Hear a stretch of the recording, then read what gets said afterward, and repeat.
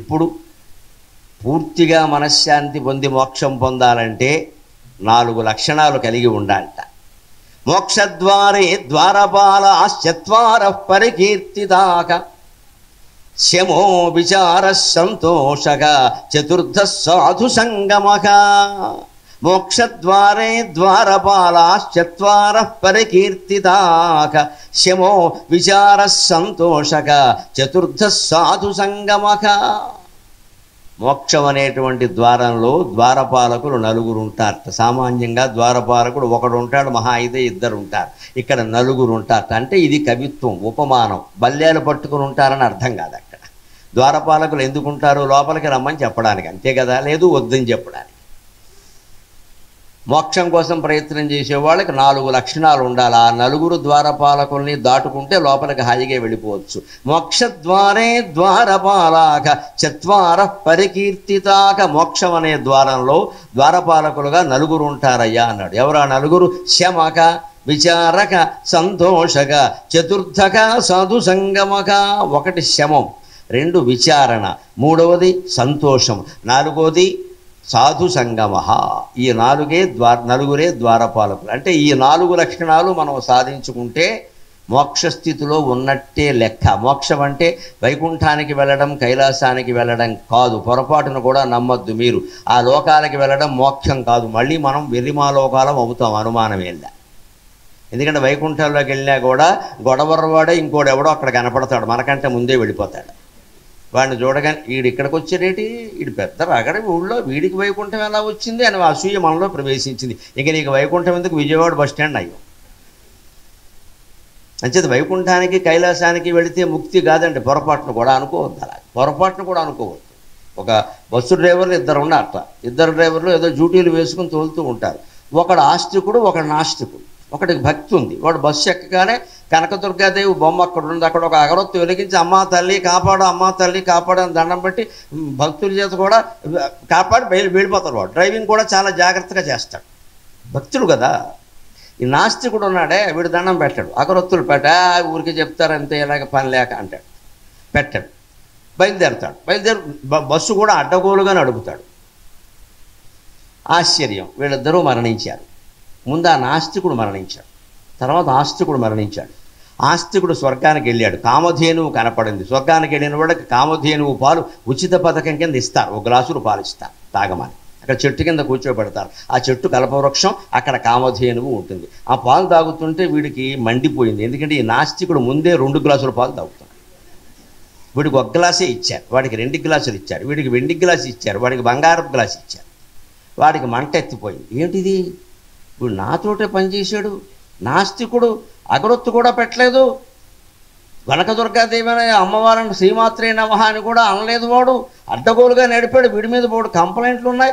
వీడిని నాకంటే ముందు స్వర్గం ఇస్తారా, వీడికి 2 గ్లాసులు పాలు ఇస్తారా, బంగారు గ్లాసులు, నాకేమో వెండి గ్లాసు. ఆ వెండి గ్లాసు వీడికి సత్తు గ్లాసు కింద కనపడింది. అసూయ అంటే అలాగే ఉంటుంది అని అక్కడ ద్వారపాలకుడిని అడిగట, ఇదేమిటి ఈ కథ అని. నీకు తెలియదు అబ్బాయి, ధర్మ సూక్ష్మాలు వేరుగా ఉంటాయి. నువ్వు దేవుణ్ణి నువ్వు ఒక్కడవే ఆదరించావు, పూజించావు. వాడిని నడుపుతుంటే జరిగే ప్రమాదాల వల్ల అందరూ దేవుడికి దండం పెట్టుకుంటూ కూర్చున్నారు నాయన బస్సులో. అందరూ ఎప్పుడు పోతామో తెలియదు. వాడు డ్రైవింగ్ ప్రారంభించగానే అమ్మా తల్లి, దుర్గమ్మ తల్లి అని లలితా సహస్రం అంతా చదివేశారయ్యా ప్రయాణం అయ్యేలోగా. అంతమంది చేత లలితా సహస్రం చదివించిన పుణ్యం కారణంగా వీడికి ముందు ఇచ్చామండి. ఈ రోజు అగరొత్తు పెట్టినవాడు పోయాడు. అక్కడ నువ్వు అగరొత్తు పెట్టావు, చాలా జాగ్రత్తగా నడిపో, హాయిగా నిద్రపోయారు అందరూను. వాడు నిద్రపోనిస్తాడా, ప్రమాదాలు జరుగుతాయి. అందుకని అందరూ అమ్మా అమ్మా అమ్మా అని దుర్గాదేవిని ప్రార్థించారు. అంతమంది చేత ప్రార్థన చేయించారు కాబట్టి వాడి బంగారపు గ్లాసు ఇచ్చామన్నాడు. మనం పుణ్యాలు, క్షేత్రాలు, తీర్థాలు, అగరొత్తులు నమ్ముకుంటే ఇలాగే ఉంటాయి కథలు. అసలు విషయం అది కాదు. నీ బుద్ధి మారనప్పుడు నీకు వైకుంఠానికి వెళ్ళినా కైలాసానికి వెళ్ళినా ఒకటే. ఆ బుద్ధి మార్చుకుందుకు మానవ లోకాన్ని మించిన సాధన లేదు. అందుకే శమః, ముందు శాంతంగా ఉండాలి. మనం ప్రతిదాన్ని తీవ్రంగా తీసుకుంటారు కొంతమంది. దయచేసి తీసుకోకండి. మీరు తీవ్రంగా తీసుకోవడం వల్ల మీకు రక్తపోటు వస్తుంది, మధుమేహం వస్తుంది, వీలైతే క్యాన్సర్ కూడా వస్తుంది. సమస్య పరిష్కారం కాదు, సమస్య అలాగే ఉంది. అంత తీవ్రంగా ఎందుకు తీసుకోవాలి? అమ్మాయి పెళ్ళి, అబ్బాయి పెళ్ళి, అది వాళ్ళ భవిష్యత్తు అండి, మన భవిష్యత్తు కాదండి. చెప్పే విధంగా చెబుతాం. విన్నారా మంచిది, వినలేదు నీ ఇష్టం నాయన, ఇష్టమైతే పెళ్ళికి వెడతాం, లేకపోతే రావని కూడా చెబుతాం, మనకు నచ్చకపోతే వెళ్ళాం, దానికే ఉంది. అయినా చేసుకుంటారు వాడు, చేసుకొని నీ కష్టాలేవో నువ్వు పడు. మళ్ళీ ఫోన్ చేసి అమ్మ అనకో, కుదరదు ఇక్కడ, నువ్వు చేసుకున్నావు కదా పడు. వీళ్ళు అలా లేదండి, తల్లిదండ్రుల పరిస్థితి వాళ్ళు ఇష్టం లేని పరిస్థితి చేసుకోవడం, వాళ్ళ ఆ ప్రతిపాదన చెప్పి వీడికి ఒక మాట చెప్పింది మొదలు తండ్రి తల్లి ఇద్దరు మంచం పెట్టేశారు. ముఖ్యంగా తల్లి అయితే వాడు ఎలాగో మాండవు, ఏమైనా సరే నేను చేసుకుంటానని చేసుకున్నాను. పైగా అమెరికా కూడా వెళ్ళిపోయాడు. అక్కడి నుంచి కోడలకి నెల తప్పిన తర్వాత ఫోన్ చేస్తాడు మనకి, అమ్మ నువ్వు లేకపోతే ఎలాగా. తప్పుతారేమిటి, ఏం తప్పుతారమ్మా నువ్వు తప్పించుకుంటే. నేను మొహమాటం లేకుండా చెబుతున్నా, అడ్డంగా అమెరికాలో వెళ్ళి సేవలు చేయకండి అమ్మ, వృద్ధులు ఎవరు ఇక్కడే ఉండి భగవద్ధ్యానం చేసుకోండి, వాళ్ళ తిప్పలు వాళ్ళని పడమని చెప్పండి హాయిగా, మీకు సమయం దొరుకుతుంది హాయిగా. అది మానేస్తారండి. మనం అక్కడికి వెళ్ళి చేసే పని ఏమిటంటే డైపర్లు మార్చడం. అందుకే అమెరికా వాళ్ళు దీన్ని డైపర్ వీసా అంటారు.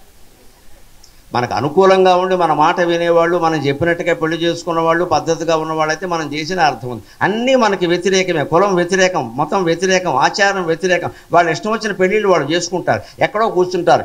నొప్పులు వచ్చేసరికి మాత్రం తల్లి కనపడదు, తల్లి లోకి వెప్పింది ఇక్కడ. పైగా ఈ తల్లి ఆ మనవరాలను 2 ఏళ్ళు పెంచాలి. నువ్వు ఇక్కడ ఉండిపో అమ్మా, మళ్ళీ డాడీ పనికి మళ్ళీ వాడు గొడవల్లో ఉంటాడు ఇక్కడ, వాడు అక్కడో కూర్చోవాలి ఇక్కడ, కాఫీ పెట్టేవాళ్ళు లేక. ఎందుకు జరుగుతున్నాయండి ఇవన్నీ? మన మమకారాల కారణంగా. నన్ను మరోలా అనుకోవద్దు, నిజం మాట్లాడడం అలవాటు నాకు. అహంకారం ఎంత శత్రువో మమకారం కూడా అంతే శత్రువమ్మా. రెండూ తగ్గించుకోవలసిందే. నేను చెయ్యను, నాకు వీలు కాదమ్మా, పెద్దదాన్ని నువ్వు చేసుకో అంతే. అంతకంటే దైవ ధ్యానంలో భగవద్గీత చదువుకుంటూ ఉంటే మనకి మోక్షం వస్తుంది. కానీ ఈ సేవలు ఎంతకాలం చేస్తామండి? అందరికీ ఉద్యోగాలు కావాలి, డబ్బులు కావాలి, వాళ్ళ పెత్తనాలు ఏవీ మానరు, ముసలాళ్ళు లోకువైపోయారు ఇక్కడ. నువ్వు చేసే ఫ్రీ సర్వీస్ కదా, అమెరికాలో పని మనిషిని బట్టి చేయించుకోమని అయిపోతుంది, వీళ్ళ జీతం సగం అయిపోతుంది అక్కడ. అప్పుడు తెలుసొస్తుంది ఒక్కొక్కడికి. చాలా గట్టిగా ఉండాలండి, కుటుంబ బంధాలు కాదు, ఏ బంధాలైనా సరే. నేను నిన్ననే చెప్పినా, ఒక 100 సార్లు చెబుతా, ఏ బంధాలు నిలబడవు ఒక్క భగవద్ బంధం తప్ప, అనుమానం ఏం లేదు. మనం అనుకూలంగా ఉన్నా ప్రతికూలంగా ఉన్నా వాళ్ళు మనం ముందు వెళ్ళిపోవడం ఖాయం, బంధాలు తెగిపోవడం ఖాయం. రామాయణంలో రాముడే చెబుతాడు ఆ మాట, సంయోగ విప్రయోగాంత సర్వే క్షయాంత నిచయాక పతనాంత సముచ్ఛ్రయాక సంయోగ విప్రయోగాంతాక. ఎందుకంటే లక్ష్మణ మరణాంతంచ జీవితం అన్నాడు. లక్ష్మణుడితో మాట్లాడుతూ చెబుతాడు రాముడి మాట, నువ్వు ఎంత పెంచుకున్నా అన్నీ తెగిపోతాయి, పెంచుకోవడమే తప్పు అన్నాడు. సర్వే క్షయాంతానిచయాక 1000 కోట్లు 10,000 కోట్లు నువ్వు సంపాదించవచ్చు, అన్నీ నశిస్తాయి. అంటే పోతాయని కాదు, అన్నీ అలాగే ఉంటాయి. నీకు మరమరాలు తింటే కూడా అరగదు, నీ 1000 కోట్లు దేనికి ఇక్కడ? మరమరాలు కొనడానికి కూడా యోగం లేనివాడు ఒకడున్నాడు, పేదవాడు, వాడికి వజ్రాలు తింటే అరుగుతుంది, వాడికి మరమరాలు కొనడానికి డబ్బులు లేవు. ఒక కోటీశ్వరుడు వజ్రాలు కొనుక్కోగలడు, వాడికి మరమరాలు తిన్నా అరగదు. ఎవడిది కర్మ? ఇద్దరిది కర్మే.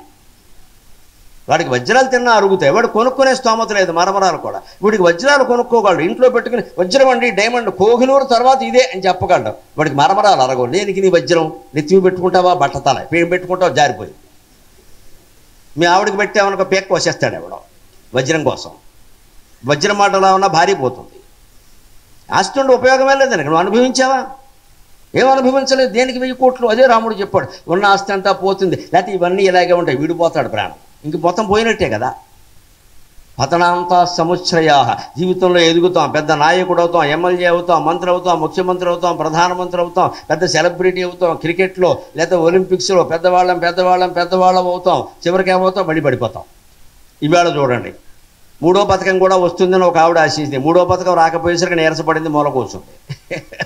2 పథకాలే వచ్చాయి. ఇంకొక ఆవిడైతే ఏం ప్రకటన ఇచ్చిందంటే, నా ఆశలు చల్లారిపోయి, నా ఆశల మీద వేణీళ్లు జల్లేసారు ఎవరో, నా ఆట పాడైపోయింది, నా కళలన్నీ అంటే ఒక పథకం రాకపోతే ఇంత పతనం అయిపోవాలా? నాకు అర్థం కావట్లా. పోటీ అన్నాక అవతల వాడిని ఎగ్గడ అస్తమానం మనమే నెగ్గుతామా? యుద్ధాన్ని సైతం క్రీడగా భావించిన జాతి అండి భారత జాతి. ఇవాళ క్రీడలను యుద్ధంగా భావిస్తున్నారు. ఏ స్థాయికి వచ్చేసింది. యుద్ధాన్ని క్రీడగా భావించారు. అర్జునుడు నవ్వుతూ బాణాలు వేశాడు, కర్ణుడు నవ్వుతూ బాణాలు వేశాడు, భీష్ముడు చిరునవ్వు చిందిస్తూ బాణాలు వేశాడు. మీరు వ్యాసభారతం చదువుకోండి. ఏమిటి 36 బాణాలు అర్జునుడు గుండెల్లో గుచ్చుకునేలా వేశాడు, భీష్ముడు నవ్వుతూ బాణాలు వేయడం ఏంటండి, చెదకొట్టేసి. అంతే, దాన్ని వాడు క్రీడగా భావించి. అర్జునుడు కూడా తాత బాగా వేశావు చూసుకో అని 72 వేశాడు. వాడు మనవడా నాకు నచ్చేవరా, అదిరా పౌరుషం అన్నాడు. శిఖండిని ముందు పెట్టుకుని శిఖండి రథం ముందుంది, పొరపాటు పడద్దు. అర్జునుడు పౌరుషహీనుడు కాదు, శిఖండిని ముందు పెట్టుకోలేదు అర్జునుడు, తెలియక మాట్లాడుతున్నారు. శిఖండి రథం ముందుంది, అర్జునుడు రథం వెనకాలుంది, అంటే ముందు పెట్టుకున్నట్టు కాదు. అక్కడ టెక్నాలజీ ఒప్పుకోదు లెక్క. యుద్ధం అన్నాక ఎవడో రథం ముందు ఉంటుంది, ఎవడో రథం వెనకాల ఉంటుంది. శిఖండిని ముందుండి యుద్ధం చేయమన్నారు. ఆ విషయం భీష్ముడే చెప్పాడు. శిఖండికి రక్షకుడుగా అర్జునుడు ఉన్నాడు. యుద్ధ వ్యూహం అది, చేతకాంతనం కాదు, యుద్ధ వ్యూహం అది ఉన్నాడు. అటువంటప్పుడు కూడా అర్జునుడు శిఖండి ఇద్దరు బాణాలు వేస్తుంటే భీష్ముడు ఏమంటాడో తెలుసా? ఒక బాణం తీవ్రంగా గుచ్చుకుంటే అర్జునశ్చైమే బాణాహ నేమే బాణా శిఖండినగా కృంతంతి మమ గాత్రాణి మాఘమాసి గవాం యథ మాఘమాసి గవాం యథ అంటాడు విచిత్రంగా. పక్కనుండే సారథి భీష్మ భీష్మ భీష్మ ఇలా పాపం భీష్ముడు తట్టుకోలేక కింద పడిపోతున్నాడు. బాణాలకి శిఖండి బాణాలకి పడిపోతున్నామేమిటయ్యా? శిఖండి ఎవడయ్యా? నీ ఊరుకోవయ్యా, శిఖండి బాణం కాదయ్యా, గుచ్చుకున్న బాణము శిఖండిదో నా మనవడిదో గుర్తుపట్టలేనంత సుక్షత్రియుణ్ణి కాకుండా పోలేదయ్యా, నేను బలహీనుడు కాదయ్యా, నేను అది క్షత్రియ వంశం, మా రక్తం ఏమిటో మాకు తెలుసు. నా మనవడు వేసిన బాణం ఇది, అర్జునుడు వేసిన బాణం. అర్జునశ్చైమే బాణా నేమే బాణా శిఖండిన కృంతంతి మమ గాత్రాన్ని మాఘమాసే గవాం యథా అంటాడు. అద్భుతమైన ప్రయోగం చేస్తాడు వ్యాసుడు ఎక్కడ. ఇవి నా శరీరాన్ని చీల్చేస్తున్నాయి. ఎలాగంటే మాఘమాసంలో గోవుల్లాగా అంటాడు. మాఘమాసంలో గోవులు ఏమిటండి? వ్యాసుడి పరిశీలన ఎంత గొప్పది. మాఘమాసం అంటే చలి వదిలిపోతూ ఉంటుంది, ఫిబ్రవరి నెల, వేసవికాలం వస్తూ ఉంటుంది. శివరాత్రిలో శివశివ అని వెళ్ళిపోతుంది, సంకల్లో చలి అంటారు లెక్క. సంక్రాంతికి సంకల్లో చేతులు ఎట్టుకుంటాం, శివరాత్రికి శివశివ అని వెళ్ళిపోతుంది. మాఘమాసం శివరిలో వస్తుంది కదా, శివరాత్రి చతుర్దశి కదా, బహుళ చతుర్దశి. అంటే మాఘమాసంలో ఇంకా చలి ఉంటుంది, కాస్త వణికిస్తూ ఉంటుంది. ఆ మాఘమాసపు చలికి తట్టుకోలేక గోవుల ఒళ్ళు చిటపట్లాడుతూ ఉంటుంది వాటికి. ఆ చలికి తట్టుకోలేని గోవుల ఒళ్ళు ఎలా చిటపట్లాడుతుందో అర్జునుడు బాణాలకి నా ఒళ్ళు ఎలా చిటపట్లాడుతుందో ఒక అర్థం. వ్యాసుడు అలా ఎందుకు రాస్తాడు? ఈ శ్లోకం రాసేసరికి వినాయకుడిని అడిగట్ట, వినాయక అర్థమైందా అన్నట్టు. అర్థమైంది తాతగారు, మాఘమాసే గవాం యథ, మాఘమాసంలో గోవులు కదా. కాదయ్యా, కాస్త చూడు కాస్త చూడన్నాడు. అది వీటిని గ్రంథులు అంటారు. ఇటువంటివి 8800 ఉన్నాయి భారతంలోని విన్నాను. నాకు 10-15 వరకు వరుసగా తెలుసు. 8800 గ్రంథి అంటే చిక్కుముడి శ్లోకాలు. ఇందులో రెండో అర్థం మూడో అర్థం కూడా ఉంటాయి. బాగా ఆలోచిస్తే కానీ తెలియదు. ఇంకో అర్థం ఉంది, వెతకవయ్యా అని వినాయకుడు వెతికాడు. వెతికితే అయ్య బాబోయ్ వ్యాస మహర్షి నీకు నమస్కారం, నువ్వు నన్ను లేఖకుడుగా పెట్టుకోవడం నా అదృష్టం అన్నాడు. ఏమిటంటే మాఘమా సేగవాయధా, మాఘమా సేగవాయధ. మాఘమా అంటే తల్లి పీత, సేగవ అంటే పిల్ల పీత. అర్థం అది. మాఘమాసే గవాయధ అంటే ఒక అర్థం. మాఘమాసే గవాయధ అంటే మాఘమ అంటే తల్లి పీత, సేగవ అంటే పిల్ల పీతలు. అంటే పీత శరీరంలోంచి, పీత కడుపులోంచి పీతలు ఎలా పుడతాయో చూడండి. తల్లి పీత చచ్చిపోతుందమ్మా, బతకదు. గర్భం ధరించింది అంటే పీత పని అయిపోయినట్టే, గర్భం ధరించింది అంటే తేలు పని అయిపోయినట్టే, గర్భం ధరించి గెల వేసింది అంటే అరటి చెట్టు పని అయిపోయినట్టే, గర్భం ధరించి వెదురుగడకి చివర ముత్యాల కొసలా వచ్చింది అంటే వెదురుగడ అయిపోయినట్టే, గర్భంతో విముక్తి.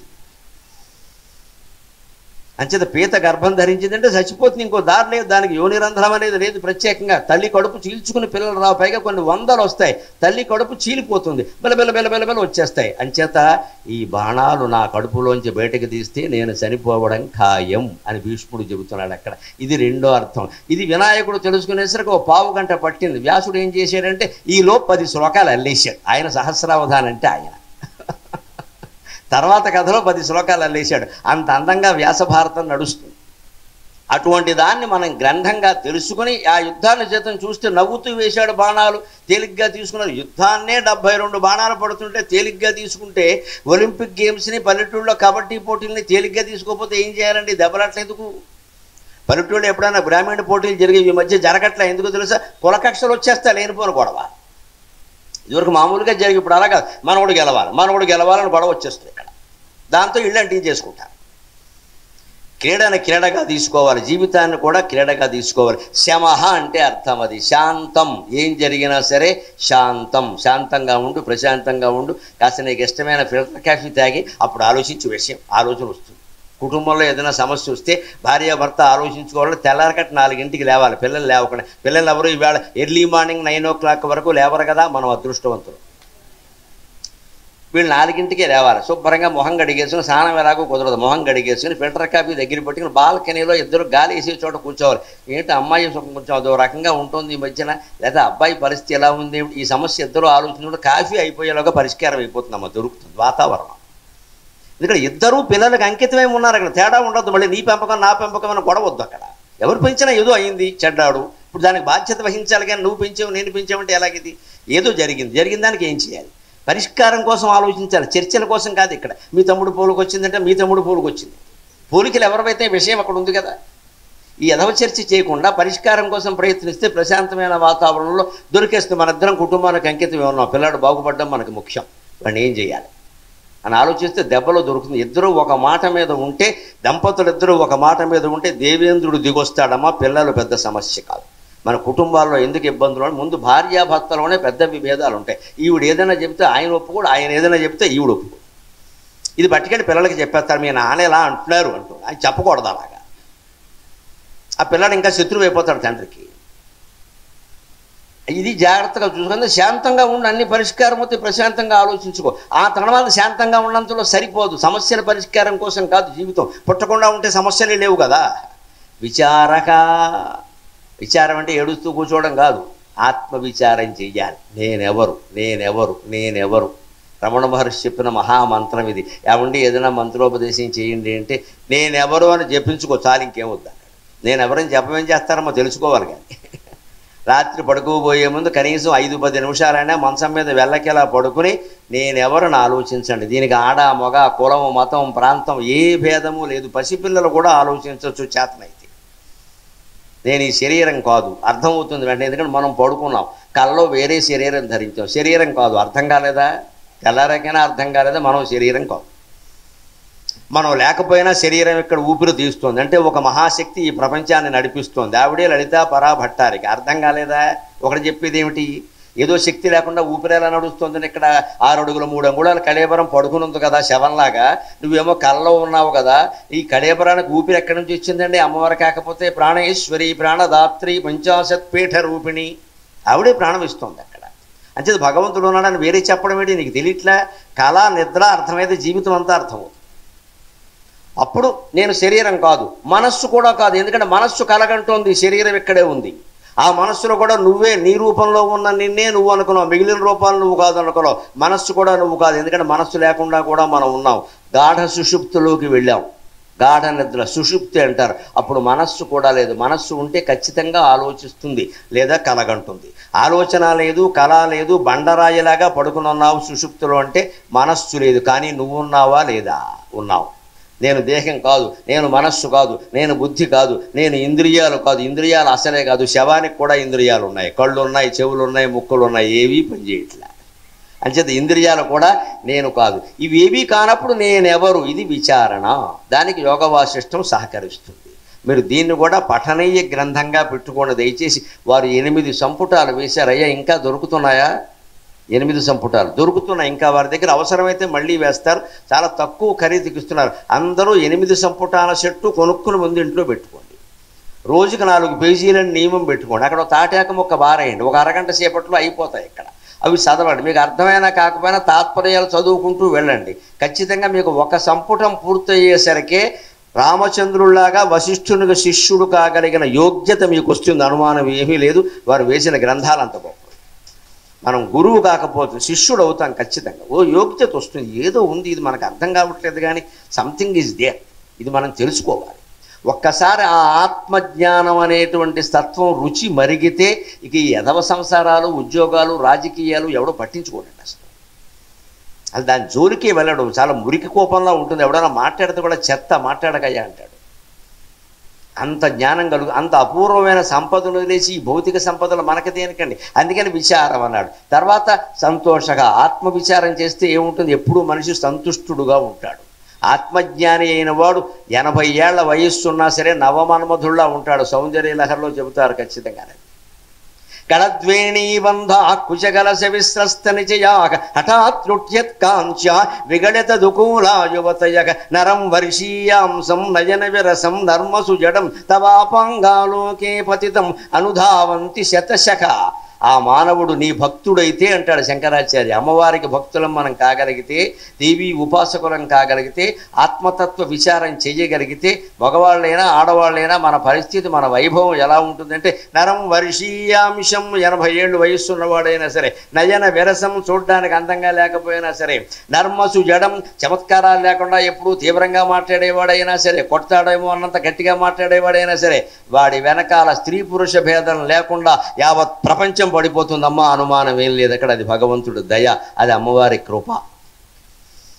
తస్య వశ్యా భవంతి స్త్రియ పురుషా, శ్యామలాదండకంలో చెబుతాడు కాళిదాసు. ఏనవాత్వం సనాథాకృతిర్భావ్యసే తస్య వశ్యా భవంతి స్త్రియ పురుషా సోపి లక్ష్మీ సహస్రై పరిక్రీడతే తస్య లీలా సరోవారిధిస్తస్య కేళీవనం నందనం తస్య భద్రాచలం భూతలం తస్య వాగ్దేవతా కింకరి తస్య జాజ్ఞాక్షరి శ్రీ స్వయం అని చెబుతాడు శ్యామలాదండకం. ఎవరు నిన్ను నీ భర్తతో సహా అర్ధనారీశ్వర స్వరూపంగా ఆరాధన చేస్తారో తస్య వశ్యా భవంతి స్త్రియ పురుషాగా, వాడి మాట కోసం, వాడి దర్శనం కోసం స్త్రీ పురుషులందరూ ఎదురు చూస్తారు ప్రపంచంలో, అనుమానం ఎలా. వాడికి ఆ యోగం పట్టడం వాడి ప్రతిభ కాదు, అమ్మవారి దయ, అమ్మవారి దయ. ఆ అమ్మవారిని భక్తితో ఆయన సేవించాడు, అంతకంటే లేదు. ఆత్మతత్వ విచారం అంత గొప్పది. అప్పుడు సంతోషం కలిగితే మనం సంతోషంగానే ఉంటాం, దుఃఖం ఏముందండి. ఏ దుర్వార్తైనా కుటుంబం నుంచి తెలవనేయండి, అదొక పరిణామం అంతే. పిల్లకి సంబంధం కుదిరింది అనేది ఎంత గొప్ప పరిణామం, ఎవరికో ప్రమాదం జరిగింది అనేది కూడా అంతే పరిణామం, అదొక పరిణామం అంతే, మంచిది. దానికి ఏం చేసి సంబంధం కుదిరింది, పెళ్లికి ఏర్పాట్లు చేస్తాం. ప్రమాదం జరిగింది, దేనికి ఏర్పాటు చేయాలో దానికి ఏర్పాటు చేస్తాం, ఆసుపత్రిలో తీసుకెళ్తాం. రెండిట్లోనూ కృంగిపోయేది లేదు, పొంగిపోయేది లేదు. ఇది తెలియాలంటే ఆత్మతత్వ విచారం చేసి ఈ దేహమే నేను కాదు అని తెలుసుకుంటే, దేహానికి సంబంధించే కదండి, భార్య అయినా భర్త అయినా కొడుకైనా కూతురైనా వంకాయ అయినా టమోటా అయినా, ఎవడు వీడిక్కడ, దేహం లేకపోతే వీళ్ళెవరండి. అందుకని దేహమే నేను కాదని అర్థమైనప్పుడు ఈ బంధాలు లెక్కేమిటి, ఇంకా ఏదో ఒకటి అవుతుంది పరిణామాల్లో. దాన్ని చేయగలిగించేస్తాం, వదిలేకెళ్ళ బాధ్యత వదిలేయకూడదు ఎప్పుడు కూడా. ఆసుపత్రికి తీసుకెళ్ళాలి, కొంప తీసి మృతుడైతే చేయవలసింది చెయ్యాలి. దానికి ఉంటాయి కదా పద్ధతులు. పెళ్లి జరిగింది, ఎలా చేసామో అలాగే చెయ్యాలి. ఏ పరిణామాన్నైనా తేలిగ్గా తీసుకుంటే సంతోషంగా ఉంటాం ఖచ్చితంగా. 5 చెబుతున్నాడు, ఇవన్నీ జరగాలంటే చతుర్థ సాధు సంగమ. ఇక్కడ సాధు పొంగవులు మనకు కూర్చున్నారే, వారి దర్శనం చేసుకుని వారి మాటలు విని వారి ఇచ్చిన గ్రంథాలు చదవాలి, అది సాధు సంగమ అంటే. నాకు ఏర్పేడు వ్యాసాశ్రమం అంటే విశేషమైన గౌరవం. నిన్న నాకు తెలియకుండానే ఓ మాట మాట్లాడా, సన్యాసులు పెళ్ళిళ్ళకి వెళ్ళకూడదు అని. మాకు నియమం అండి, మేము వెళ్ళమని చెప్పారమ్మా. ఆ ఆశ్రమం అంటే అది. వెళ్ళరు, అన్నిటికీ రారు వాళ్ళు, వాళ్ళకు ఒక పద్ధతి ఉంది. మామూలు పీఠాధిపతులు స్వామీజీలు అవన్నీ వేరు, ఇది వేరు, నాకు తెలిసింది. అందుకని వారు అడగగానే నేను కాదని అనలేకపోయాను. నేను మలయాళ స్వామి ఆజ్ఞ అండి, నేను వస్తాను, ఎక్కడ ఏమిటి అనేది మీరు చూసుకోండి, నాకు సంబంధం లేదని చెప్పాను. నాకు ఎప్పటి నుంచో వారు పిలిస్తే యోగ వాసిష్ఠం మీద మాట్లాడాలని ఒక సరదా, ఒక తృష్ణ సరదాగా. ఎందుకంటే అది వారికే తెలుస్తుంది దాని విలువ.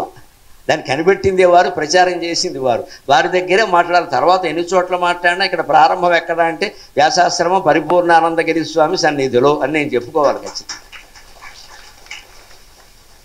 ఆశ్రమం పట్ల నాకు ఆ గౌరవం ఎందుకు అంటే వారి నిరాడంబరత చూడండి. ఎక్కడైనా ఒక ఆభరణం ఉందా, ఒక ఆడంబరం ఉందా, ఏముందంటే ఒట్టి కాషాయం గుడ్డ తప్పితే ఏం లేదు అక్కడ. పప్పు బెల్లాలు తిని బతుకుతున్నారమ్మా, లోపల చూశాను నేను. పప్పు బెల్లాలు అయ్యవారికి చాలు 5 వరహాలు, పిల్లవాళ్ళకు చాలు పప్పు బెల్లాలు అని తింటున్నారు అక్కడ. మొక్కజొన్న గింజలు, బెల్లం పప్పులు ఇవే ఏం లేవు అక్కడ. అది ఏకభక్తం. పైగా పరుపులు లేవు, ఏం లేవు, ఒట్టి మంచం ఒకటే చెక్క ఉంది, చెక్క మీదే పడుకోవడం అక్కడ అంతే. చుట్టూ పుస్తకాలే ఉన్నాయి వారికి. పుస్తకాలే భార్య భర్త అత్తగారు మామగారు అని నేను. చుట్టూ పుస్తకాలే ఉన్నాయి, ఏం లేవు. చూశాను, మీరు చూడండి వెళ్ళి, అక్కడ ఏం లేదు అక్కడ. మరి ఎక్కడైనా వేరే పీఠాలకి నమ శివాయ చెప్పుకుంటే కూడా దండగా, మామూలుగా ఉండదు అది. అబ్బో 5 స్టార్ హోటల్ అది వేరే, అది వేరు, ఇది వేరు.